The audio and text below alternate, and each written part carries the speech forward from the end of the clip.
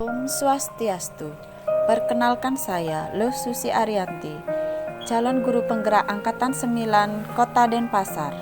Kali ini saya akan memaparkan modul 1.1a.8 tentang koneksi antar materi, refleksi filosofis Ki Hajar Dewantara, dan kesimpulan modul 1.1.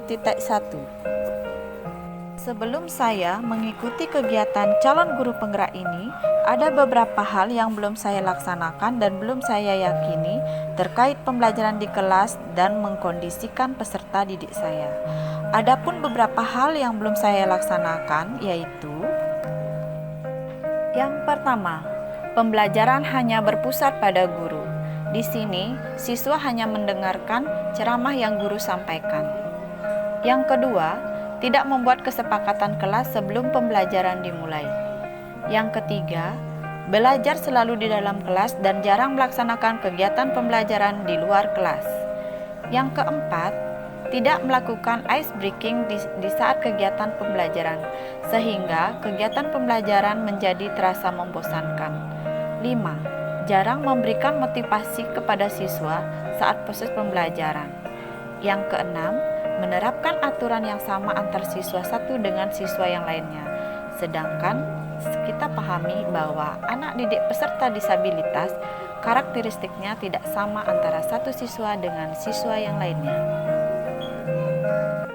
Setelah saya mengikuti proses pembelajaran pada modul 1.1 ini, saya menyadari bahwa dalam proses pembelajaran ada beberapa hal terkait pemikiran dan perilaku yang harus saya ubah dalam proses pembelajaran di kelas maupun di luar kelas. Di antaranya adalah: adapun beberapa hal yang berubah dalam kegiatan pembelajaran di kelas yang saya laksanakan setelah saya mempelajari modul 1.1. Yang pertama, menerapkan konsep pembelajaran berdiferensiasi di dalam kelas. Yang kedua, membuat kesepakatan kelas sebelum kegiatan pembelajaran dan menerapkan aturan yang berbeda menyesuaikan dari kondisi fisik dan psikis peserta didik disabilitas. Yang ketiga, memberikan penguatan positif terkait tingkah laku dan memotivasi siswa agar lebih bersemangat untuk belajar. Yang keempat, menciptakan lingkungan pembelajaran yang menyenangkan dengan belajar di dalam maupun di luar kelas. Sesuai dengan pemikiran dan filosofi Ki Hajar Dewantara, ada beberapa hal yang dapat saya terapkan di dalam lingkungan kelas saya terkait dengan kegiatan pendidikan dan pembelajaran, yaitu penerapan trilogi Ki Hajar Dewantara di kelas. Yang pertama, Engarso Sung Tulodo. Artinya, sebagai seorang guru, saya harus menjadi tauladan yang baik dan memberikan contoh yang baik dalam bertutur kata, bersikap, dan mampu memupuk perilaku yang baik yang patut mereka tiru. Selain itu, sebagai guru, saya juga harus mampu mengembangkan potensi alamiah yang peserta didik miliki. Yang kedua, Ing Madya Mangun Karsu.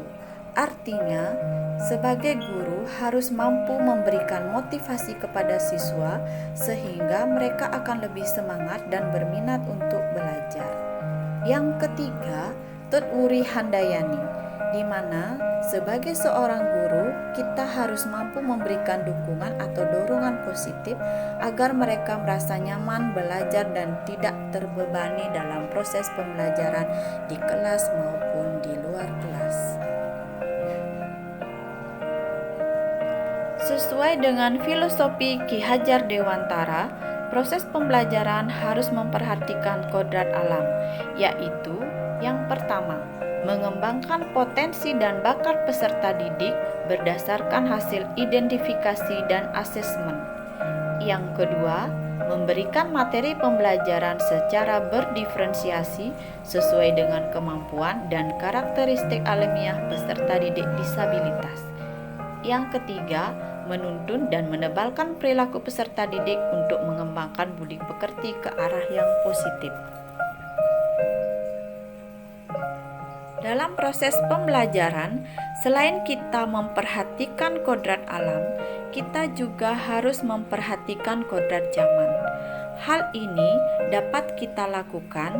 Yang pertama, mengembangkan pembelajaran yang sesuai dengan revolusi 4.0, di mana dalam proses pembelajaran kita tidak terlepas dari IT, misalnya menggunakan laptop, LCD, handphone, dan alat-alat elektronik lainnya yang relevan dengan proses pembelajaran baik di dalam kelas maupun di luar kelas.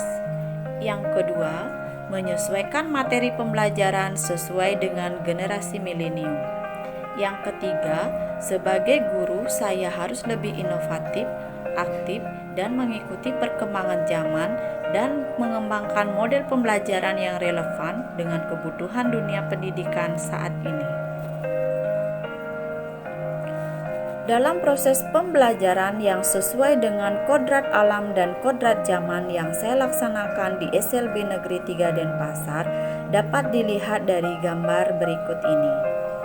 Salah satu contoh kegiatan kodrat alam yang saya laksanakan yaitu saya mengembangkan potensi alamiah yang dimiliki oleh peserta didik saya melalui pelaksanaan minat dan bakat yang mereka sukai, yaitu salah satu contohnya adalah kegiatan menari atau kegiatan budaya yang lainnya, dan yang kedua adalah kegiatan keterampilan di mana anak-anak sangat suka mengikuti kegiatan-kegiatan untuk mengolah barang bekas menjadi barang-barang yang bisa mereka gunakan.